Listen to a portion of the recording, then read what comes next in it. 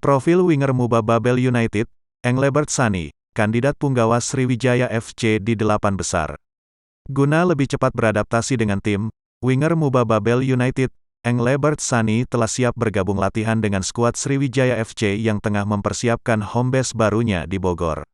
Engelbert Sani yang lahir di Sorong, Papua Barat, Indonesia, tanggal 28 Mei tahun 1990 belum tahu statusnya dipinjam ataukah memang dikontrak.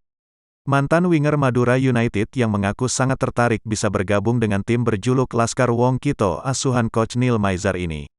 Engelbert Sani memulai karir dari Persikos Sorong pada 2007.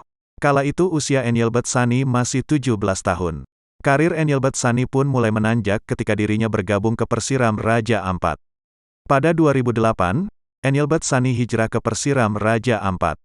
Atas performa dan versatilitasnya, Engelbert Sani pun mendapat perpanjangan kontrak dan hingga gelaran Liga 1 2019 ini masih memperkuat Madura United.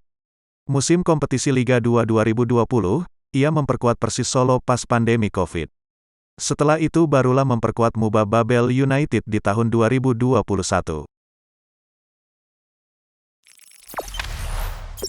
Jangan lupa subscribe, share, komen, dan like ya!